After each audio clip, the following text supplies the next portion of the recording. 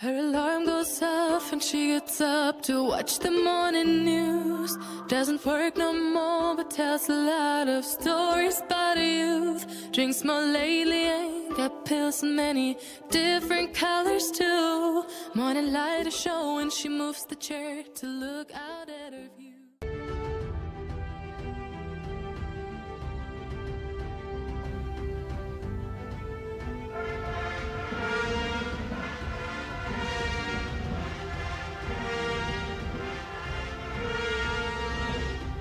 The President of the United States and Mrs. Reagan.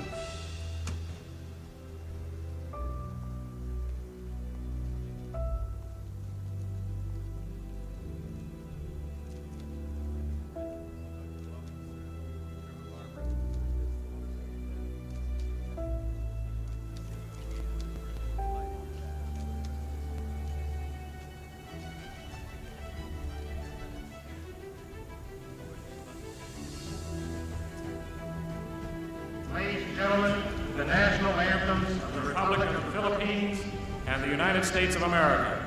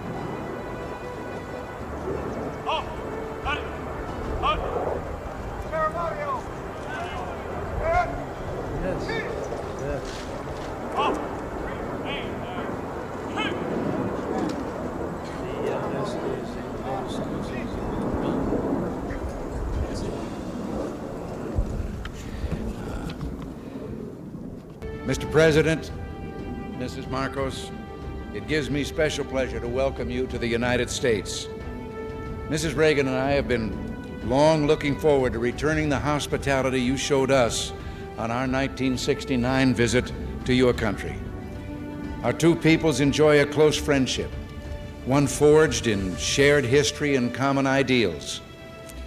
In World War II, Americans and Filipinos fought side by side in the defense of freedom, a struggle in which you, Mr. President, personally fought so valiantly. The values for which we struggled, independence, liberty, democracy, justice, equality, are engraved in our constitutions and embodied in our people's aspirations. Today, our ties remain strong, benefiting each of us over the full range of our relations. Politically, we tend to view many world issues the same general way. Yours, Mr. President, is a respected voice for reason and moderation in international forums. The Philippines, with its ASEAN partners, has taken the lead in search for self-determination for the people of Kampuchea. In that vein, let me also pay tribute to you and Mrs. Marcos' personal leadership and commitment to the care of refugees in Southeast Asia. Under your direct sponsorship, the Philippines Refugee Processing Center has become a model of its kind in encouraging the development of self-sufficiency and the restoration of human dignity. The Philippines and you, Mr. President, play an important role in addressing the problems of economic development in the world. At Cancun, we made a new start toward a more effective and practical dialogue and improved cooperation among industrial and developing countries.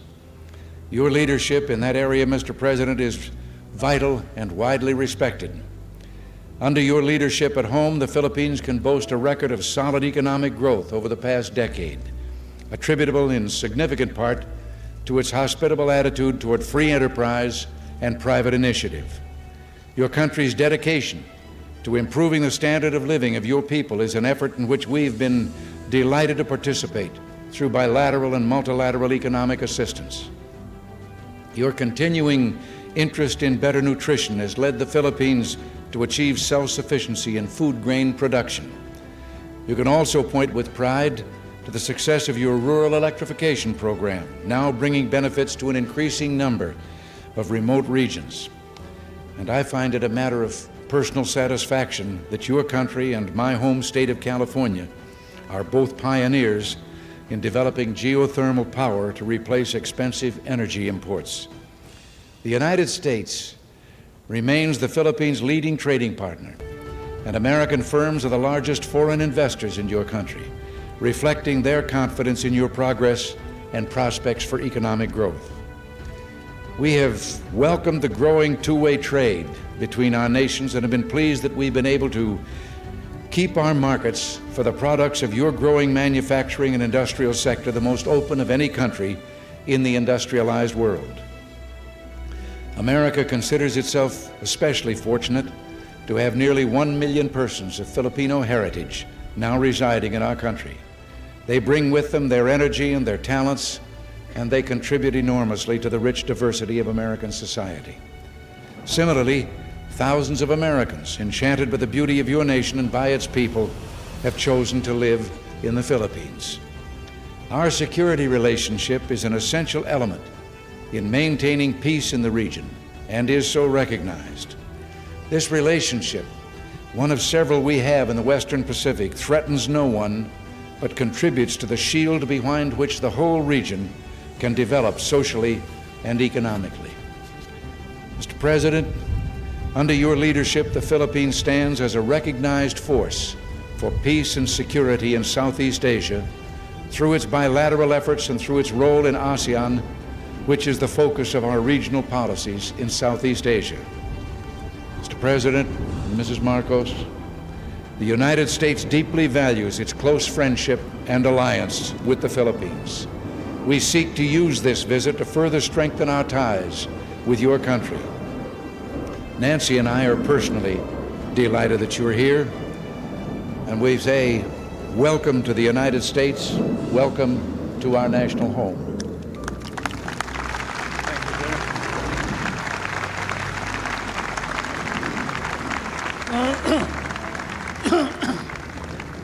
Thank you very much, President Reagan. Mrs. Reagan, members of the Cabinet, distinguished guests, my friends. On behalf of the 50 million people of the Philippines, Mrs. Marcos and I express our gratitude for your warm welcome to Washington and to the United States of America. This great and beautiful city, that is one of the few cities that was built as a capital for a great nation, is indeed, as has been written, the key to knowing the secret of America. And this house of the American people, an American frontier that never vanishes. Your beautiful city with its grand memorials, its monuments, its walks, is indeed a city that memorializes the great achievements of your people for the past 2 centuries. But more than that, it keeps offering to the enterprising and the talented, the courageous and the strong, the rewards of effort and of initiative. At the same time, as I stand here on American soil, I realize that I stand on what may be the center of the government of the United States of America, here where, as I have often stated, the future is being born. The future is being born depending upon the man who is in the White House. And the man who is in the White House today certainly is creating a new future for our world.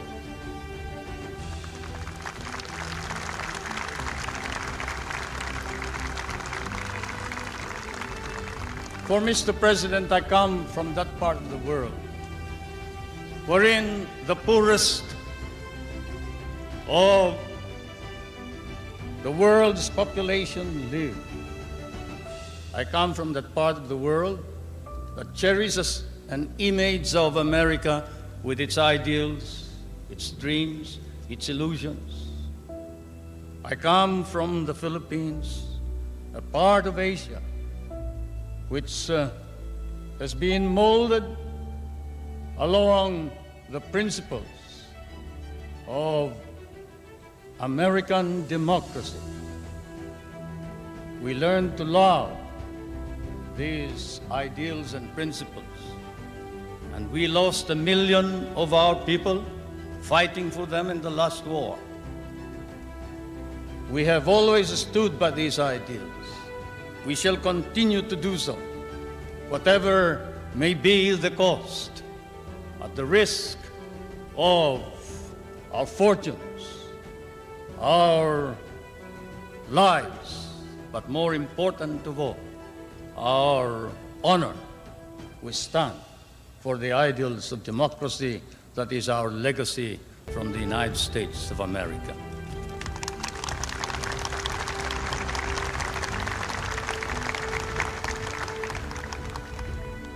I did not come to burden you further with additional problems, Mr. President. For I know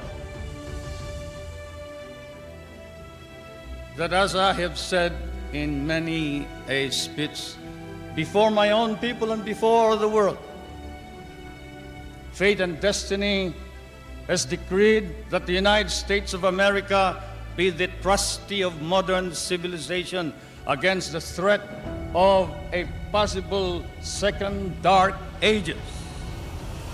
And America cannot fail. Therefore, we, the Filipino people, come and bring to you a prayer that God, in His divine providence, may grant you guidance strengthen both your heart and hand, so that that hand may be strong on the lever of power and save our humanity.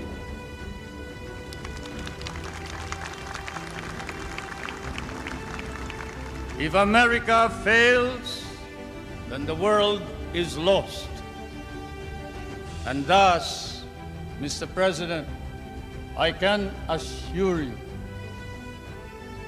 that throughout all of Asia, there is nothing but a reservoir of goodwill for you, the American people, and the United States of America. Once again, may I say thank you for your warm welcome and your hospitality, which I know we will never be able to reciprocate. Thank you.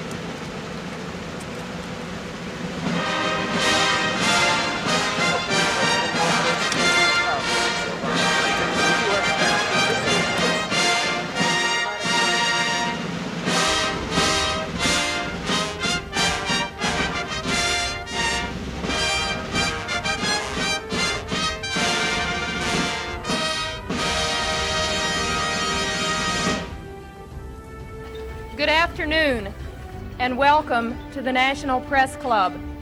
I'm Vivian Valberg, president of the club and correspondent for the Daily Oklahoman. I want to welcome all those National Press Club members and guests who are in our audience today, and also those listening to this luncheon live over the more than 260 stations of the National Public Radio Network. In addition, this luncheon will be carried on a delayed basis by the more than 1,100 cable television stations affiliated with C-SPAN, the Cable Satellite Public Affairs Network. If you have questions for our speaker, and I hope that you will, please write them on the cards which are at your table and send them up to me. I'll ask as many as time permits. You should know that our speaker next Monday will be Senator Robert Dole, chairman of the Senate Finance Committee, and on Thursday, our speaker will be Alan Newharth, chairman and president of the Gannett Company, which has just introduced a new national newspaper. Now for the introduction of our distinguished head table guests. If you will withhold your applause until I've finished introducing them all, and if they would stand as I call their names. The Washington Bureau Chief of the Scripps League newspapers who organized today's luncheon, Lee Roderick. The United States Deputy Chief of Protocol, Thomas Nassif. The Minister of Trade of the Philippines, His Excellency Roberto Ungpin. National Editor of Hearst Newspapers, Joseph Kingsbury Smith. The Assistant Secretary of State for East Asian and Pacific Affairs, the Honorable John Holdridge. The Ambassador of the Philippines, His Excellency Benjamin T. Romualdez. Publisher of the Washington Times, Jim Whalen. The Minister of Information of the Philippines, His Excellency Gregoria Sendanya. United Press International Diplomatic Correspondent Jim Anderson. United States Senator from Hawaii, the Honorable Daniel K. Inouye. Prime Minister of the Philippines, His Excellency Cesar Virata. From Crane Communications, the Chairman of the National Press Club Speakers Committee, Stanley Cohen. The Minister of Foreign Affairs of the Philippines, His Excellency Carlos Romulo, I'm sorry.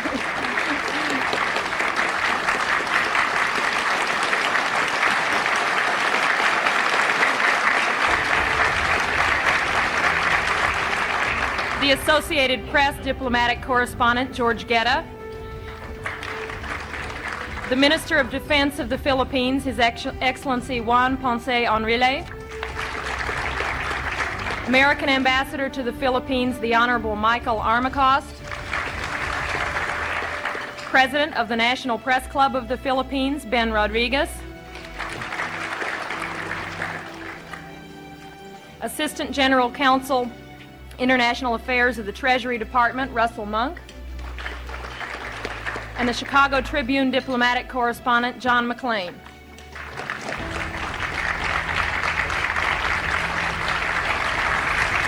Thank you.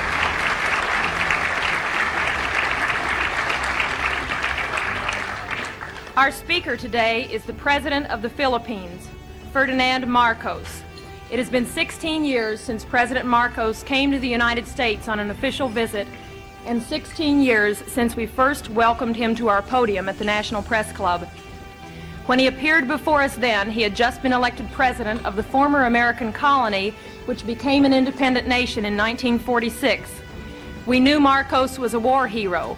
He got so many medals in World War II that when the young Major Marcos met four-star General Omar Bradley, the general saluted him.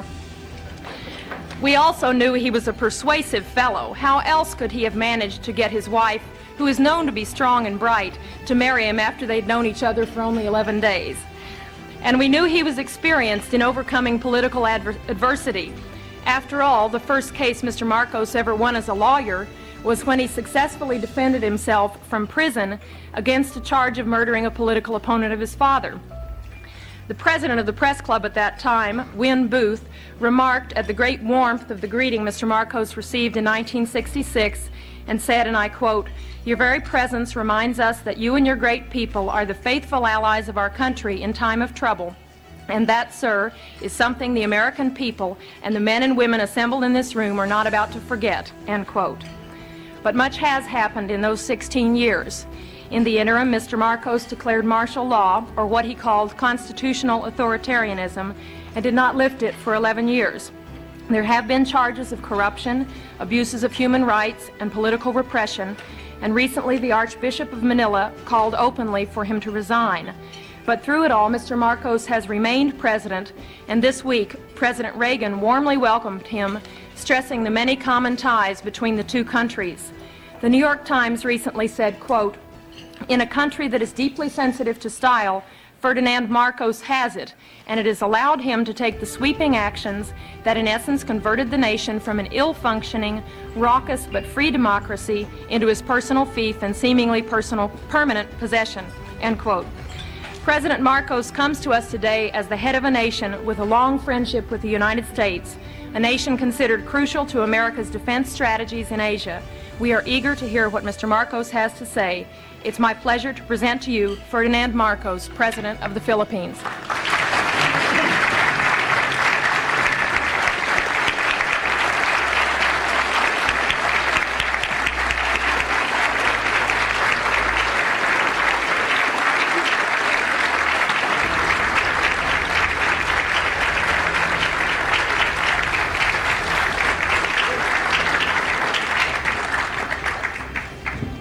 Thank you very much, Madam President.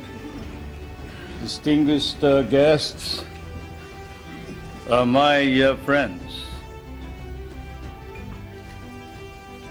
It certainly is gratifying that in the course of my present visit to the United States, I should once again be accorded the opportunity to meet with the people who understand me or misunderstand me most.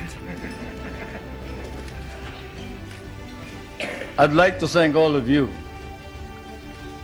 I remember that our relationship, the relationship between the two countries can be opened up at one of 2 points by the historian or the curious investigator into world events. One, the military, which was Admiral or then Commodore Dewey, sinking the Spanish fleet under Montojo on May 1st, 1898 in Manila Bay, and with the help of the Filipino revolutionaries under General or President Emilio Aguinaldo, who then proclaimed the first Philippine Republic. Incidentally, President Emilio Aguinaldo was the grandfather of Prime Minister Cesar Virata, who's here. My grandfather only commanded the revolutionary forces. We have changed places since then.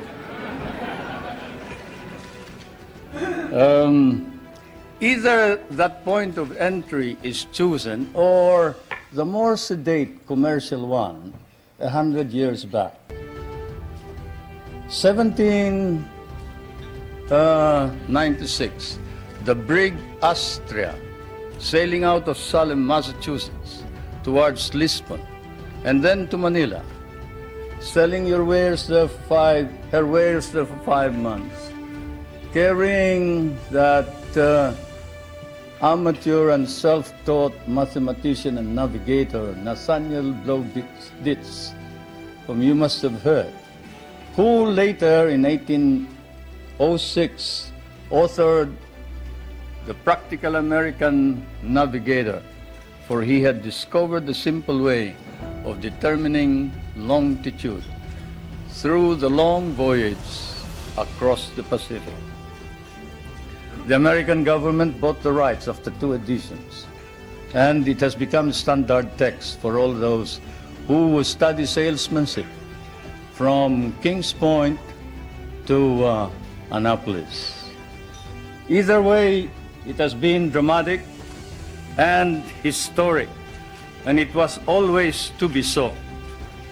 There was always extreme on both sides, enmity, if not enmity, extreme friendship, a relationship of love, hate.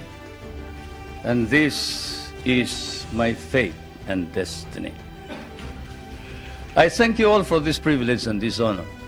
It may be said that an official journal like mine ought always to visit with this press association, for, as someone once observed correctly, the American press is, of course, the 4th branch of government in this country. And then also it is well to remember that the so-called solicitude with which Americans regard developments in the Philippines is perhaps now more pronounced than in the devoted reportage by the American press on our country. This keen of the American interest of the American press notwithstanding, there is, I fear, some confusion in this country of what is happening in the Philippines today. It has been one of the shocks I encountered while preparing for my present journey, and also upon arrival here in Washington, to read in one of your outstanding papers a statement to the effect that the Philippines is still under military rule, which it is not, and that there is no civil government. Such misstatements, whether intended or otherwise, conveniently merge with more accurate reporting about the true situation in the country, resulting in much confusion and misimpressions about our country, require clarification. So perhaps I should begin by stating first a few basic facts about our country without too much embroidery. The Philippines is a Republican state with a duly elected government at national and community levels. We have a national constitution duly drafted by a constitutional convention, elected and convened in 1970, and duly ratified by our people in 1973.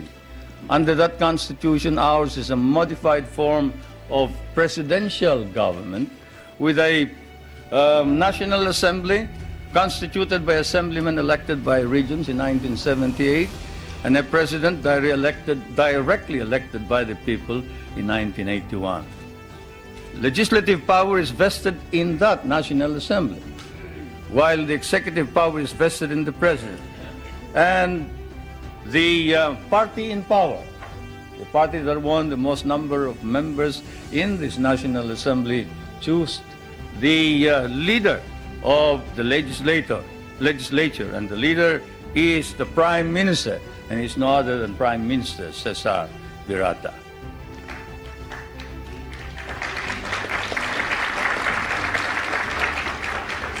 We have an independent judiciary which is under the full supervision of a Supreme Court.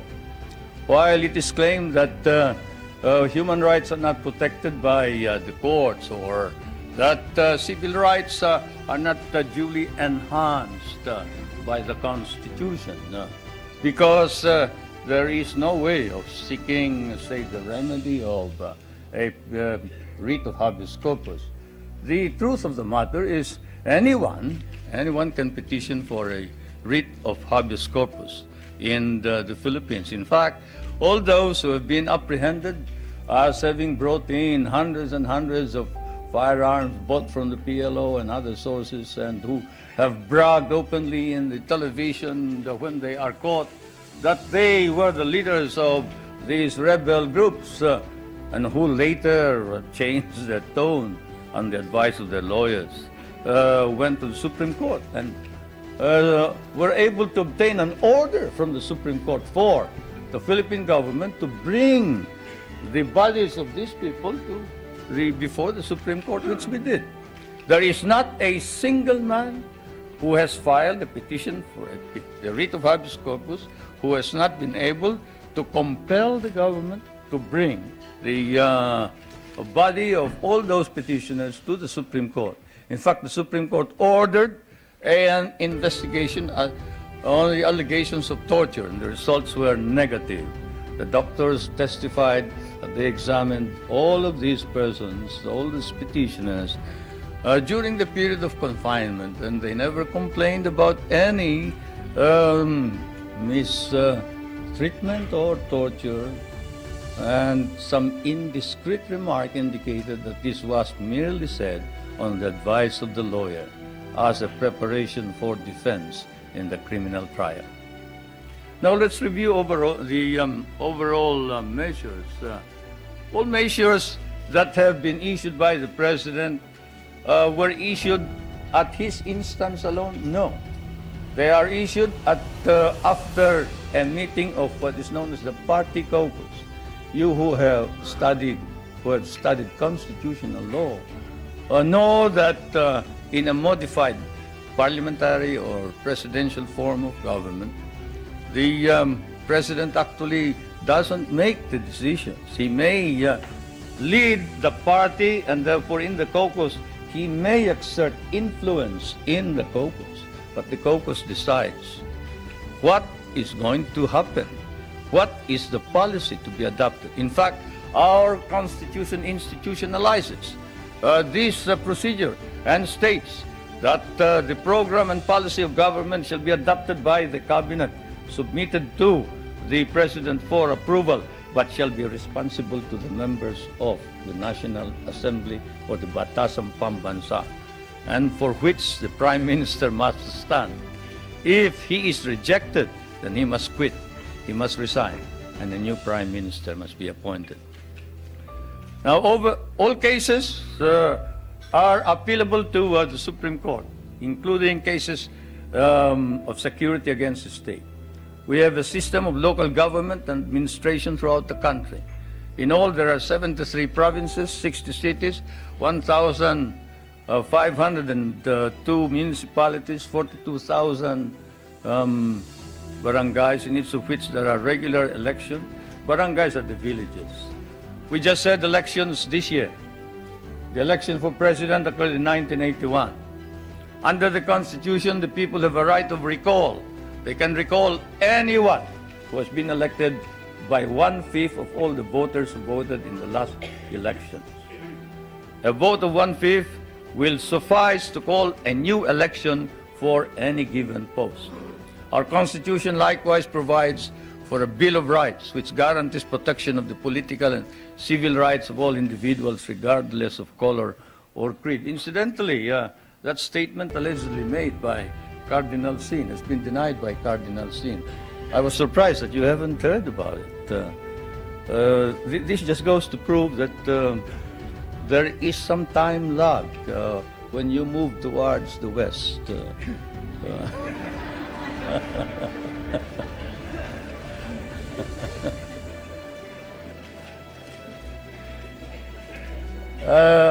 Cardinal Sin, when he arrived in the Philippines,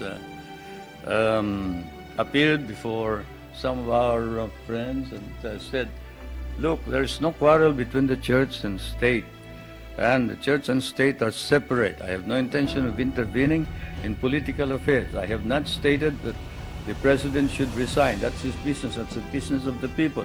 He was elected by the people, and I'm not about to say anything about this. That's why I'm surprised that here you make much of it. But I suppose that's part of news. It's good copy. Can you imagine asking the president to resign? That's, by constitutional mandate, social justice is a matter of national policy and a priority objective of government. And this is why one of the first reforms was land reform.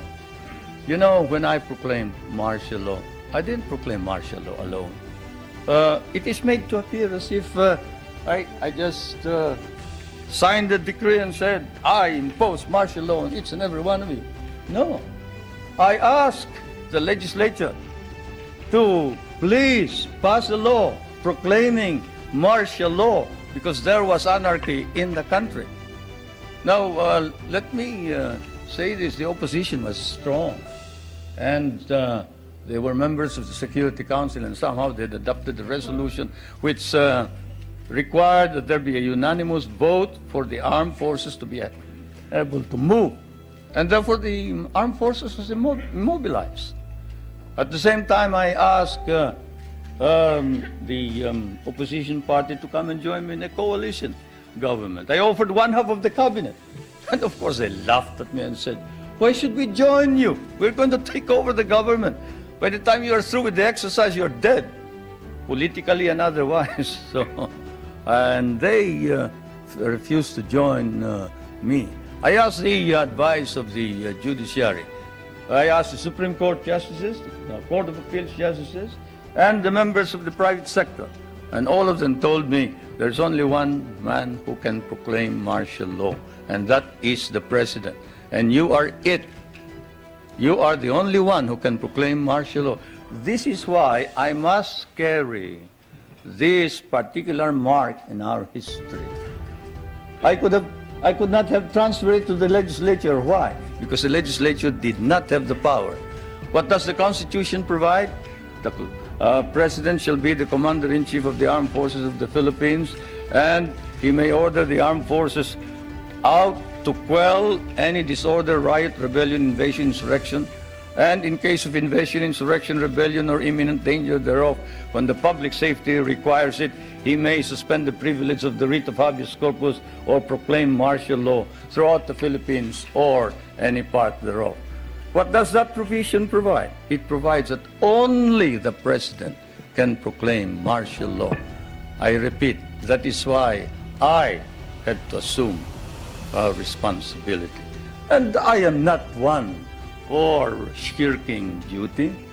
The people said there was necessity for proclaiming martial law. And the people said, you are the only official who can proclaim martial law. So I proclaimed martial law. And I sincerely believed that it was necessary to proclaim martial law to install order and stability because there was complete anarchy throughout the country at the time. Now, therefore, at that particular period, what was the status of our government? Our government was immobilized, impotent. The armed forces could not move out. The industry was not at all in any way moving. There was no income coming into government. Everybody was running away. They burned the U.S. partly burned the U.S. embassy, tried to burn it anyway. They tried to kidnap the American ambassador. American ambassador was Ambassador Byroad. And they tried to kidnap our foreign minister, Romulo, whom you just saw today. And I told him, you better disappear because I will not ransom you.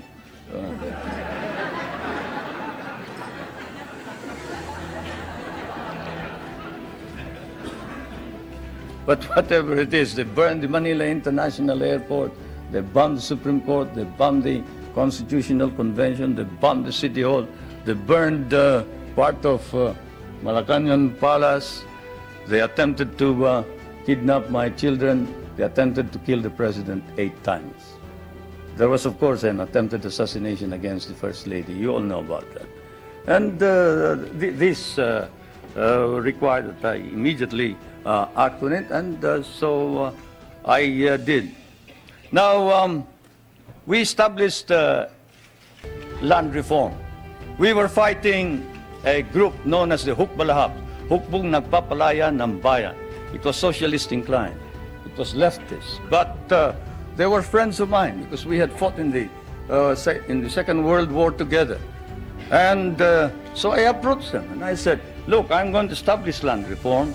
If you're fighting for land reform against the feudalistic agrarian system, then you must join me. And they did. I want to introduce to you the leader of that rebellion, who is now present and is a part of the government, Mr. Luis Taruk.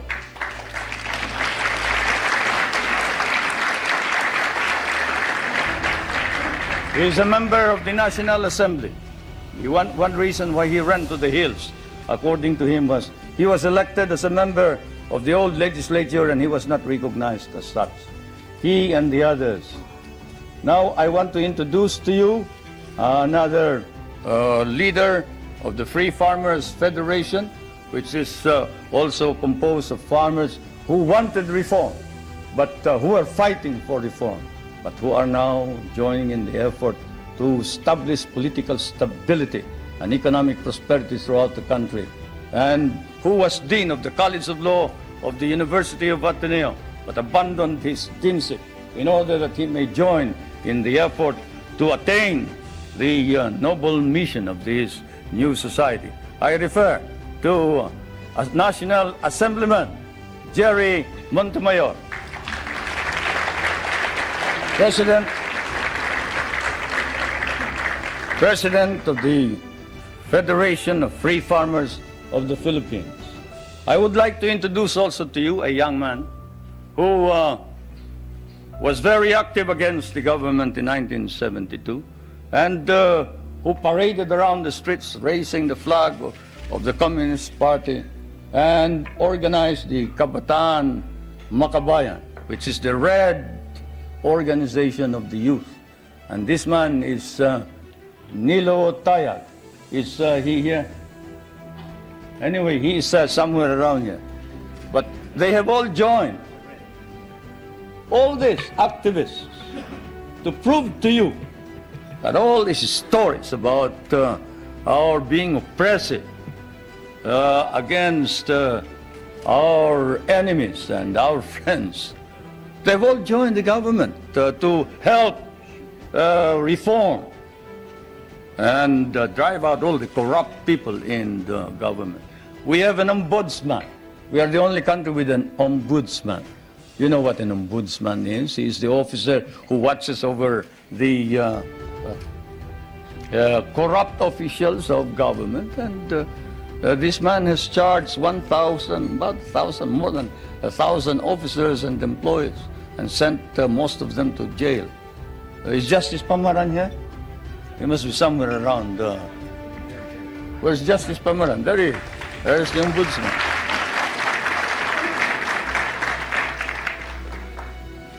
And we have not deprived anybody of private property. On the contrary, while we are a free enterprise society, we have an egalitarian base. We recognize private property, encourage private initiative. And our Constitution explicitly recognizes the importance of developing the national economy and protecting the patrimony of the nation. In line with this, a National Economic and Development Authority has been created for the purpose of planning and coordinating economic development plans. I chair that Economic Development Commissioner. Now, I did not come all the way here to recite these basic facts to you, but it is best that we wrote this at once they form an important background of understanding the developments in my country. Relations between the United States and the Philippines now span, I'd say 84 years if you mark the Battle of Manila Bay, 184 years perhaps if you mark the brig Salem, from Salem, which when it returned to Salem brought back hides, indigo, lumber, pepper, and paid $24,000 in tariff duties. Many things don't change, not even tariff duties. Anyway, the trade between our countries is covered by a trade agreement. The military and security matters are covered by 3 agreements. Those agreements are, and I will now ask our friends in my staff to distribute these agreements to you, or as many as can receive them. These agreements are the Mutual Defense Pact, the Military Assistance Agreement, and the Military Facilities Agreement, which is due for review this coming year. President Reagan and I have agreed with the members of our cabinet that the review will start in April, probably we'll finish it by August. Through it all, our relationships develop in a way unique to nations so disparate in size and circumstances and so distant from each other. The direction which American colonization took in the Philippines in the political, economic, and military, cultural spheres were such that for us, relations with the United States would remain crucial for a while. It is said that language is the greatest conveyor of culture. If that be so, if that wise man who said that is right, then your language has certainly conveyed to my country your culture. And this is why the relationship between our countries is something undefined. Our interests may have diverged in the period after our recovery of national independence in 1946, but this relationship has endured. And the question that is often asked is, does the Republic of the Philippines differ from the American Republic? Yes and no. It doesn't differ in the sense that it is democratic, but it differs in the sense that we have a prime minister, and in the sense that we try and make the legislature and the president or the executive work together. We cannot afford any stalemates. We cannot afford any delays. It is a modified presidential form of government, while yours is a complete and pure presidential form of government. Why did we change this? Because we cannot afford stalemates and deadlocks. Yours is a strong economy and a military power. Ours is a weak country. We cannot afford to delay and postpone decisions pending the debates between Congress and the President or the Prime Minister. The poorer third world countries cannot. And so, my friends, that is the situation. I am now going to ask also that my staff distribute to you the social and economic indicators of my country in showing to you the dynamism and the vitality of our economy. We have changed our economy such that we hope to be able to be self-sufficient. We were importing rice before. The last time we imported rice was in 1976, 77. We paid $500 million for that price. Today, we are exporting rice to our neighboring countries. And the per capita income was about $200. Now, it is more than $800 per capita income. The gross national income has increased 5 times. I need not go any further. I'll wait for the questions, and now I am ready for interrogation. Thank you, Mr. President.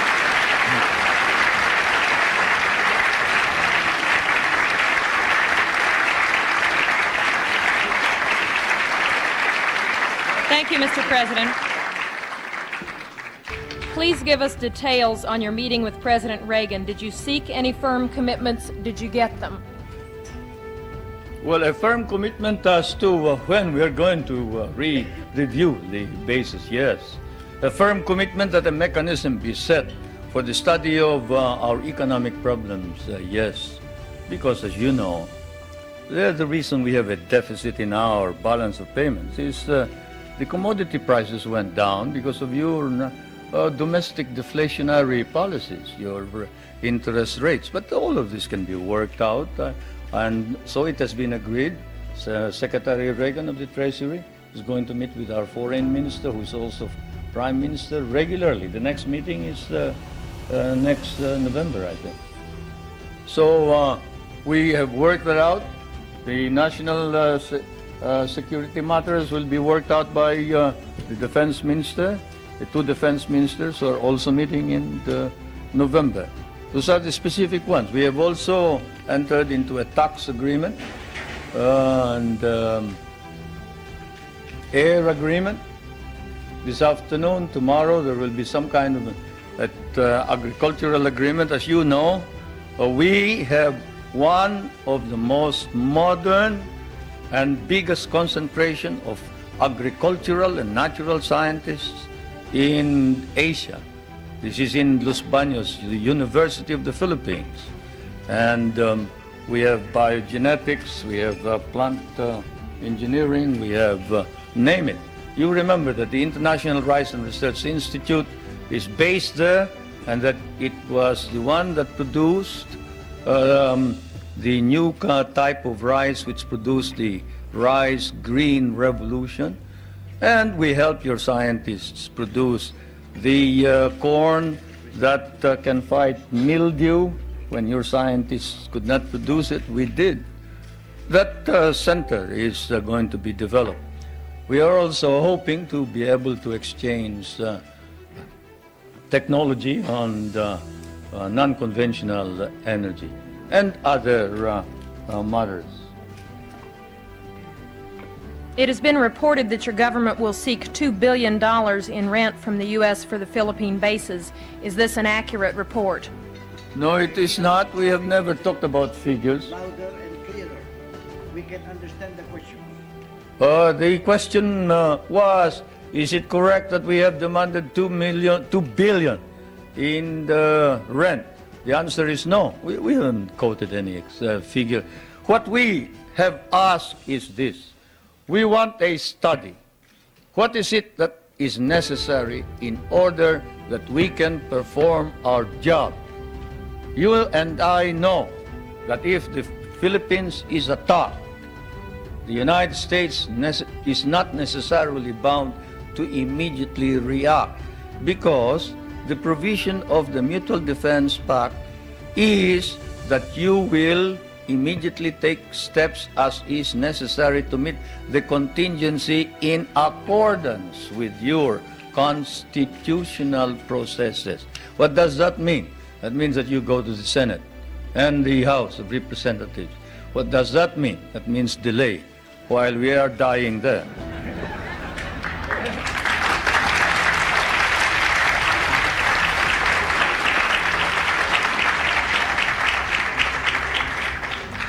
Most of our allies in Europe, concerned about resisting communism, give the U.S. free bases and even share the cost.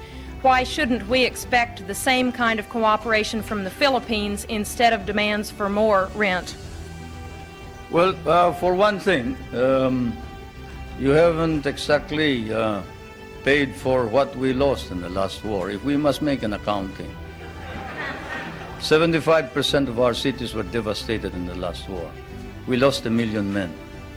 Shall I quote you the statements of Roosevelt and MacArthur that every Carabao will be paid for?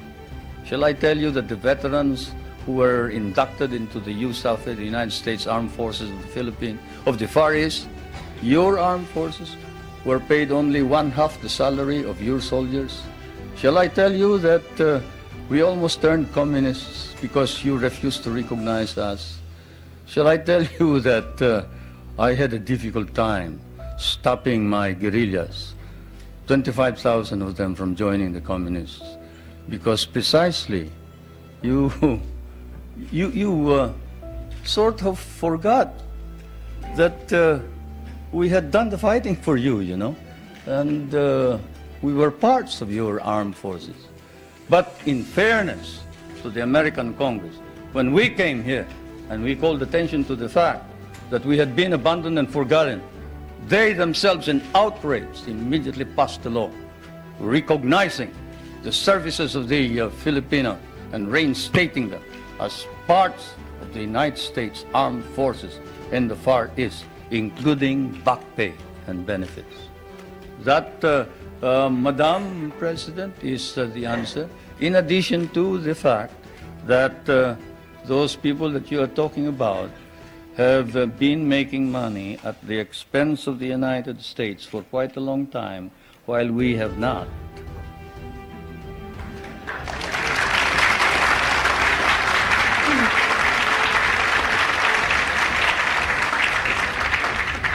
After the attack on Pearl Harbor, U.S. bases in the Philippines could not be defended. Why should we expect that in another war these bases would be more reliable? That's one of the questions that I wanted to find out.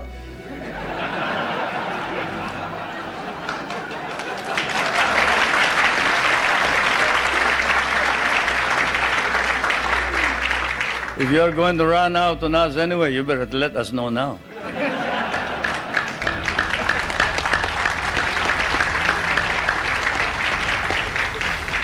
Is it true President Reagan has not raised with you any concern about repression and human rights? Well, he sort of spoke of the fact that we have all this constitutional provision. But we did speak of the fact that we must maintain and enhance human rights in general. But this fault finding that we found in some of these reports before isn't there. There is this open-mindedness and fairness which we expected of America and the Americans. The Americans that I know, the Americans who fought beside me, the Americans who bled with me in many a battlefield, was a fair man. He was a just man. He was a courageous man. He was a man who saw right and did right. And it is not fair to accuse the Philippines of any violation of human rights when there has been no violation. Though if there has been any violation, we punish those who have violated. And I now ask that this pamphlet, particular writing of one of the most celebrated figures, who claims to have, at the beginning of the campaign against my government, claims to have been maltreated by some of the military men, now reports exactly what happened. I ask that my staff distribute the letter of Herrera, Trinidad Herrera.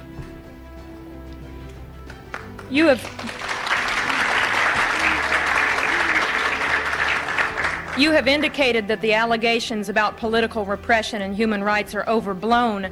How then do you explain the findings of the international independent group Amnesty International, which documented cases of torture, disappearances, and illegal detention? Well, I'll tell you that the Amnesty International has never come to the Philippines. That's why all they talk about is something that they obtained hearsay. Let's give one specific example. Father Abedicio, a famous case. Father Abedicio is supposed to have disappeared. He is a member of the clergy in the Philippines. He's a Filipino. He disappeared and we couldn't locate him. Not even my best intelligence officers could locate him. And what did we discover after 6 months? We discovered he had run away with somebody who claimed to be a nun, and he was in Germany. How do you like that? And we got blamed for it. We got blamed for it. That's it. That's how the Amnesty International has been reporting all this thing. This questioner says, I have been in Manila and talked with both Filipino and U.S. businessmen. They say the Philippines are the most corrupt nation in the Association of Southeast Asian Nations, and that your wife's nickname is Miss 10%. Will you comment? They must mistake us for another nation. He must have been living in the bar. Because I can tell you, there is this man, Justice Pamaran, whom I just introduced to you. He is the ombudsman.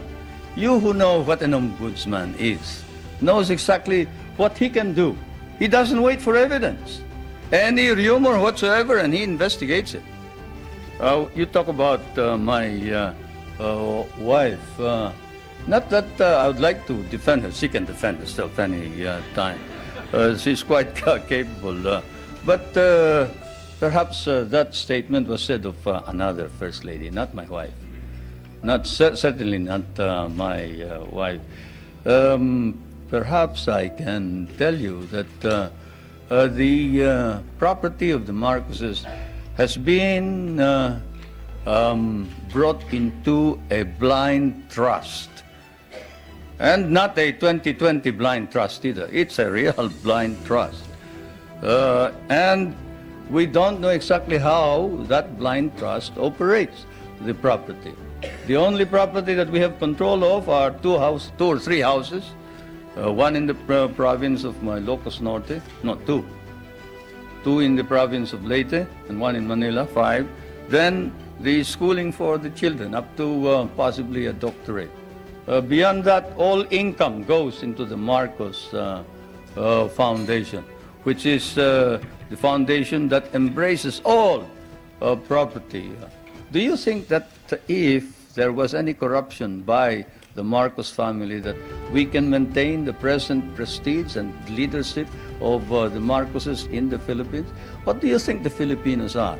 They are a very literate people. Literacy in the Philippines has increased up to 90% nationwide, and in Manila it is 100% literacy. And if there was any indication whatsoever of any of these corruption that you talk about, and whoever said that sounds like he has been in the wrong company. Probably the guys that he was working with may have been engaged in corruption. I'd like to know who they are. Then we'll go after them. But I can assure you, if any public official engages in corruption, he will land in jail. That is definite. What do you say to critics who say your health is poor and you won't be around very long, but your wife may be? Anybody want to try me in the ring?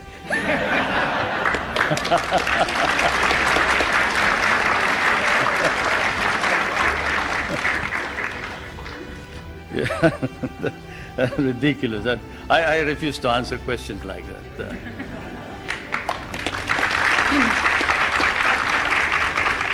Two related questions. You are indeed a family man. Your wife, your daughter, your brothers are all government officials. Do you think the next president of your country will be a Marcos, and would you like for your wife to succeed you as president? No, no. The problem here, of course, is that one, you do not understand Philippine politics. You see, first of all, my brother, did you say my brother was governor? Government officials. My brother volunteered his services for Medicare. Did you want him to withdraw his voluntary services as a medical officer? He is serving our country practically free, abandoned a very profitable medical career in order to serve what we have as Medicare, which is your Medicaid, no? Yes. He is not a government official by any means. This is a voluntary organization. My wife was elected. He was elected because the candidates wanted to include him, to include her. They wanted somebody to carry them. Minister Romulo will tell you that without the support of the governor, who happens to be well liked by the people of Manila, they probably wouldn't have won in the last elections. It's just a matter of helping out in the political campaign. My daughter is the voluntary head of a group of village leaders. That is not a political organization. That's not a government organization. This is an association of young kids who are organized in order that they can help each other. Kabataan Barangay. And I am surprised that you hold it against these young kids, that they get together so they can play football, they can encourage sports, they can encourage people, the young kids from going into drugs. Don't you think that you should also organize something here in the United States and get somebody to stop the young kids from going into drugs and instead go into sports? Well, that's what they're doing. Now, with respect to the other officials, the question, of course, doesn't specify. Let me put it this way. As I told you, our government is a caucus government, consensus. When the consensus of the party demanded that I appoint the First Lady as a member of the Executive Committee, I had an agreement with them, and that is that she would not become President or Prime Minister. At the beginning, even Prime Minister Cesar Virata was for the First Lady becoming Prime Minister. But the First Lady and I stood our ground, and we nominated the Prime Minister Virata instead. Now, is that the action of anybody who is preparing to take over as a dynasty? Now, my other daughter, she is in Pennsylvania. She's studying voice culture, and she is in anthropology. I don't see what connection that has with politics. Mr. President, your opponents say this trip is costing between $5 million and $20 million. What is the budget for your trip? It's ridiculous. My cabinet is spending only a very minuscule part of that. If there are any people who have joined this group, they are on their own. I'm sorry to say. They're on their own. Do you believe the United States now has a consistent, understandable policy toward the Philippines and East Asia? Shouldn't you ask that of the United States leaders, not me? But as far as I'm concerned, yes, insofar as we can understand.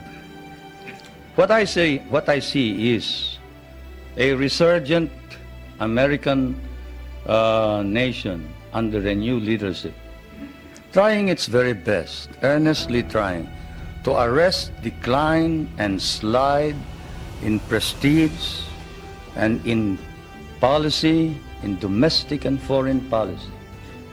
That is what we see from the outside. There is an earnest effort to prevent drift and confusion. Now, we would like to encourage that because among the small nations, there's no possibility of any progress so long as there is instability throughout the world. And so, as I said last night, what I see now, 16 years after my last visit, actually my last visit was when I came to participate in the memorial services of President Eisenhower in 1969. Not 1966, 1969. And, but what I see here is while in the past America was in the dark, and there were doubts and misgivings. There were fears that you were tiring, you were weary, you doubted your own strength, you didn't know where you were going. But now there is hope, and the phenomenon is what we see is an America emerging out of the shadows. It's still partly in the shadows, but it's trying to emerge. And certainly under the leadership of President Reagan, it's trying to organize an integrated, understandable foreign policy. And that's what we see.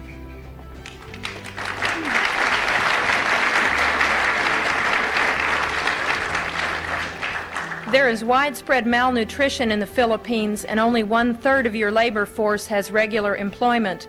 Given this, how do you justify the prosperity in which you, your family, and friends live? You must like us, the way you ask those questions.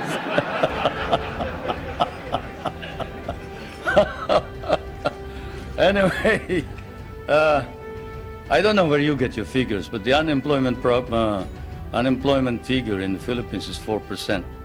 I don't know what's yours. I do know what's yours, but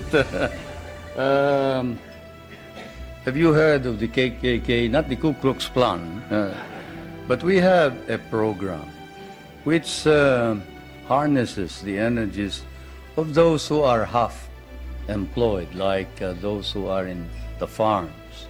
You see, those who wait for the coconuts to fall or who plant rice are partly employed. And so we allow them to engage in what we call small, medium-scale industries, contract work. Where, in what country do you see, say, a boot block? A boot block. Go to a rural bank and say, look, I used to borrow money from this usurious lender here. I borrow 5 pesos in the morning, I have to pay him 6 pesos in the afternoon.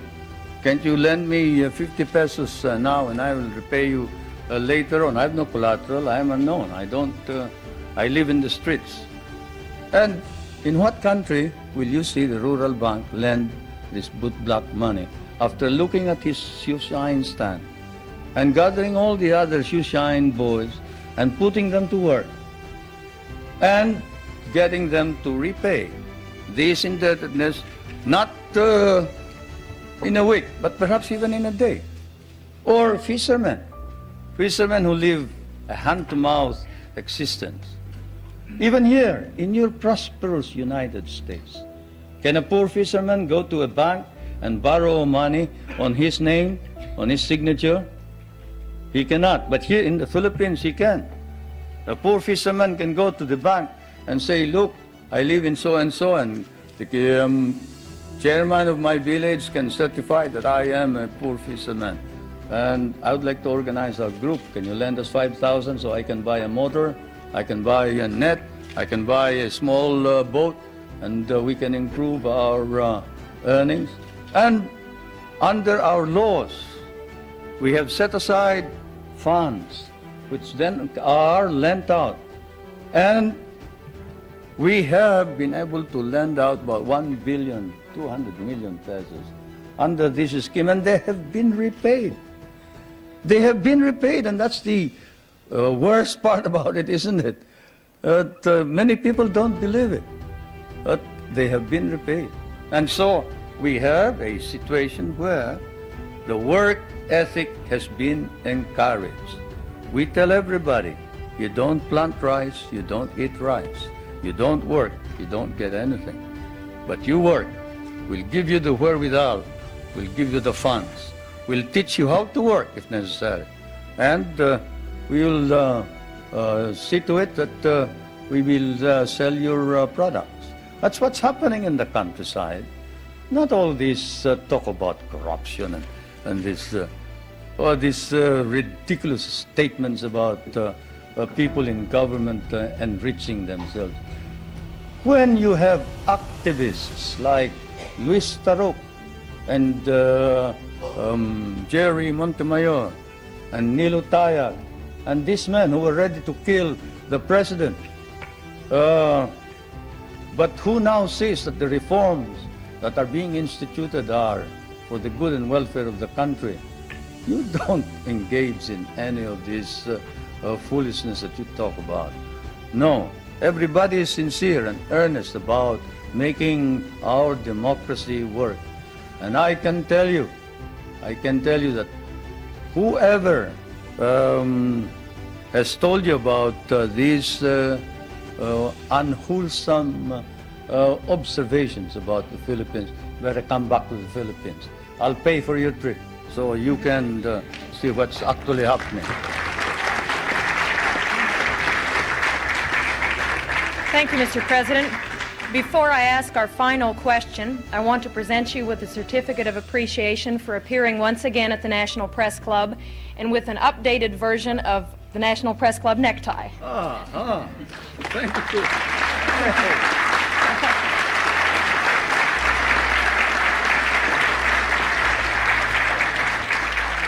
And now our last question. Is it really true, as your biography states, that you were born in a thunderstorm? How should I know? But my mother says so, yes. My mother says so, and I guess if you can't believe your mother, whom will you believe, huh? Thank you very much.